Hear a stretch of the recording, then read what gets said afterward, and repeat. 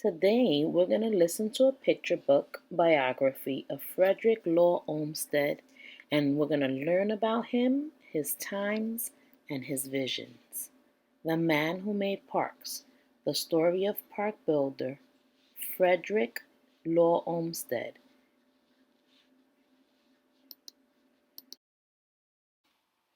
Close your eyes.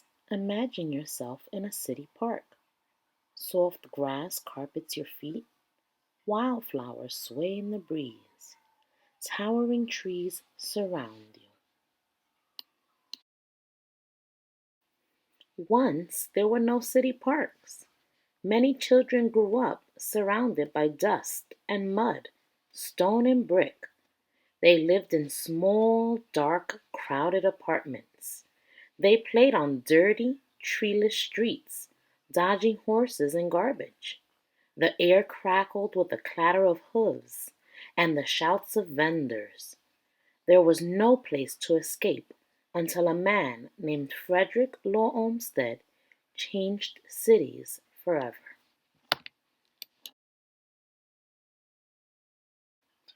Frederick Law Olmsted was born in Hartford, Connecticut in 1822.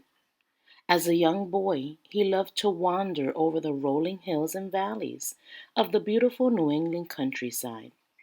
His wandering days ended, however, when he was sent away to boarding school. Frederick hated the overbearing schoolmasters and harsh regime and longed to go home. One summer, to his relief, a bad bout of poisoned sumac prevented him from returning to school. He was free to wander again, meandering down quiet country paths lined with brilliant wildflowers, watching cattle graze in the fields, listening to the rustle of the trees and the sweet song of birds. Although Frederick hadn't liked the confinement of school, he loved to read and learn. He read books in his father's library, especially those about magnificent parks and gardens in England. Frederick thought they were beautiful. He became so interested in parks, he suggested his father plant more trees on their property to improve the view. Though he didn't realize it then, Frederick had designed his first park. It would be many years before he did so again. When his formal education ended, Frederick drifted from one career to another. At 16, he became a surveyor, mapping and measuring land. At 18, he worked in a New York import business, sitting on a stool for hours, adding long columns of numbers. At 20, he sailed aboard the Clipper, the Ronaldson bound for China. At 24, he worked as a farmer, but none of those professions suited Frederick or made him happy. Then Frederick heard that his adored younger brother John planned to embark on a walking tour of England for his health. Frederick begged to join him. Together they roamed the English countryside, reveling in the beauty of the landscape. Near Liverpool, Frederick viewed his first public park, Birkenhead, the People's Park. He was enchanted by its winding paths, open fields, lakes, bridges, and summer houses. Most of all, he loved the fact that the park was open to all the residents of the city. He later wrote, "All this magnificent pleasure ground is entirely, unreservedly, and forever the people's own." When Frederick returned home, he wrote a book about his trip to England. He enjoyed writing so much, he left farming and became a newspaper reporter for the New York Daily Times. As a reporter, Frederick traveled to the southern United States and wrote moving accounts of the terrible conditions arising from slavery. He also wrote articles about the difficulties new immigrants faced in New York City. Not long after, he became a magazine publisher. When his magazine failed, Frederick was again at a loss. What direction should his life take?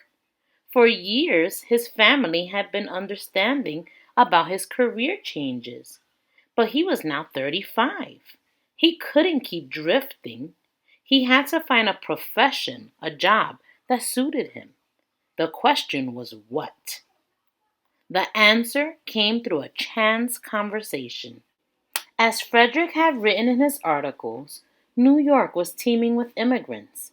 Many lived in poverty, breathing foul air and living in squalid, crowded, unhealthy tenements. A movement to create a park in the city had begun years before, but had stalled because of arguments about the park's location. Finally, 840 miserable acres in the sparsely populated center of Manhattan were set aside. A few men, including Charles Eliot, were put in charge of organizing the project. In 1857, Frederick met Charles Eliot by chance at an inn in Connecticut and was immediately caught up with the idea of building a park for New York.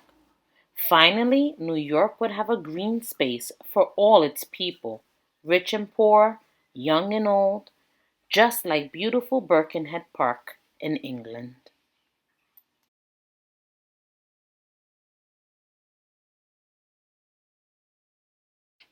"Why don't you apply for the job of park superintendent?"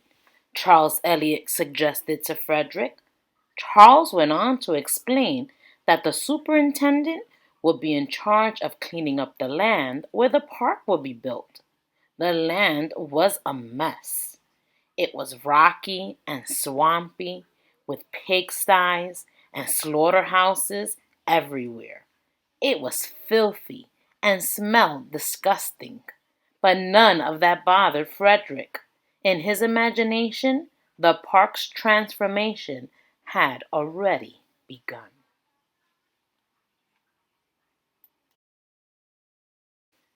When Frederick arrived at the park site to meet his new boss and chief engineer, Egbert Veal, he was brimming with enthusiasm and ideas.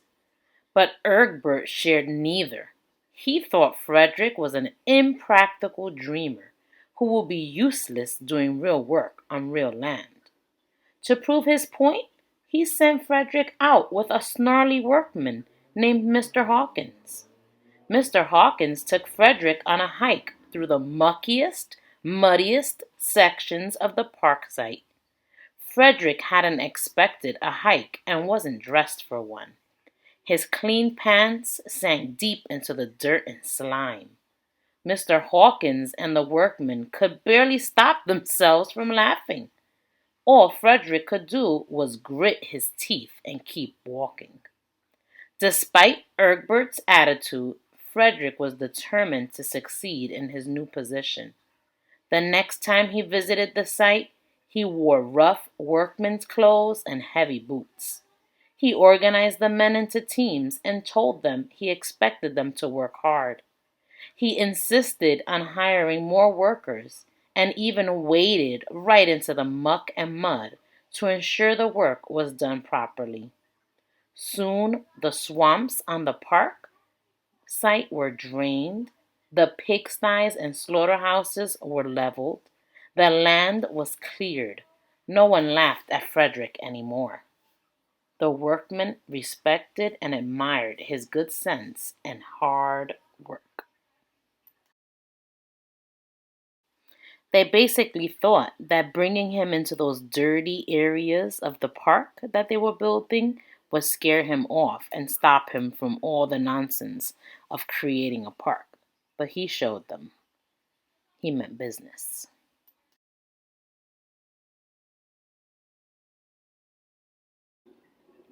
Now that the site had been cleared, it was time to design the park. The park commissioners wanted something imaginative, original, charming.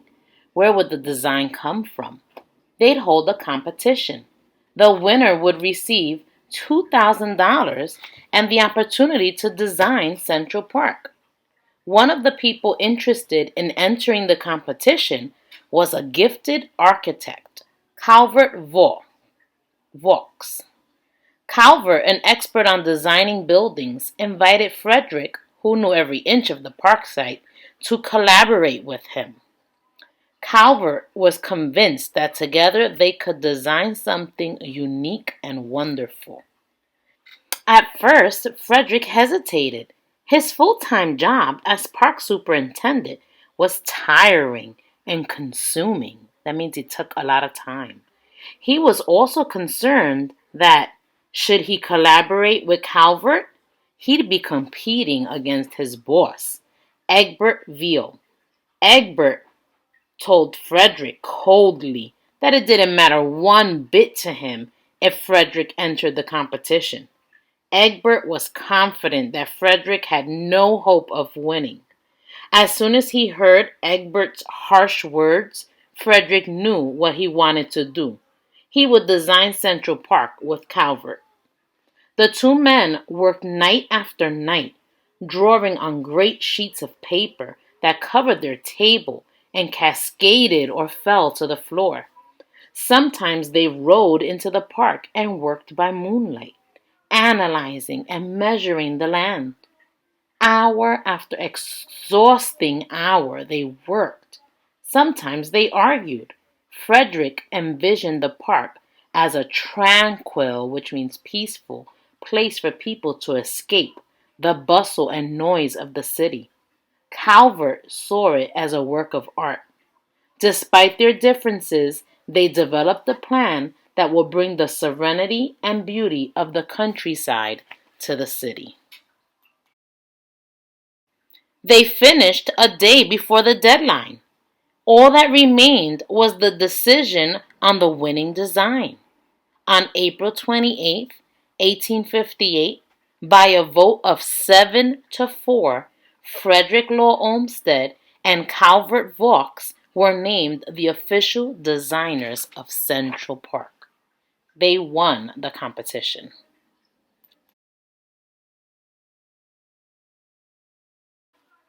Soon the park began buzzing with workmen. Bricks, gravel, grass, soil, and even dynamite were hauled in. Road builders constructed walkways for people, paths for horses and riders, and lanes for carriages. Bridges were built, allowing traffic to flow both over and under. Roads were curved, making the narrow land appear wider.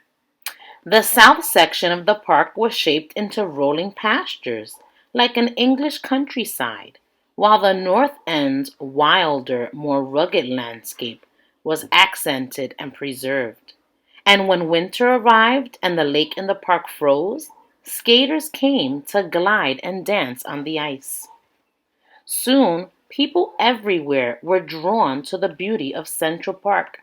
Its fame spread throughout North America, and people clamored for Fred and Calvert to build parks in their city too.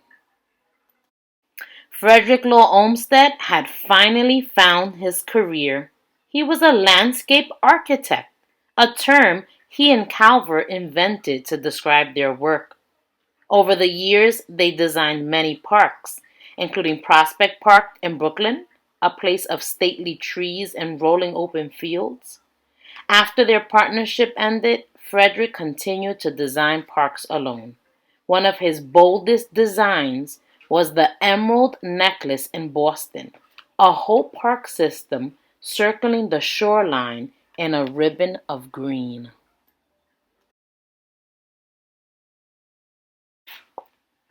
For over 100 years, people's lives have been enriched by Frederick's dreams.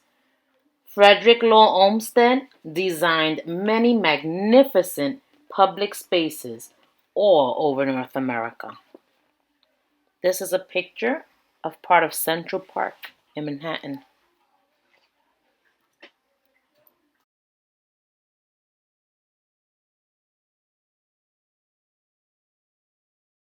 He designed the sweeping grounds around the United States Capitol in Washington, D.C. So here's the Capitol in Washington, D.C., and he designed all of the area that surrounds it.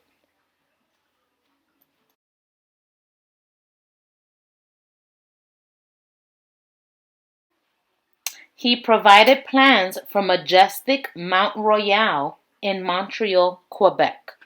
So this is another park area in Quebec, which is part of Canada, where he provided the plans for the park that was created. He cleaned up the rundown area around Niagara Falls and designed a park around its rim. So as you can see in the picture, this is Niagara Falls, and he designed the park to be right next to where the falls are. He proposed that the beautiful Yosemite Valley in California be preserved forever as a national park.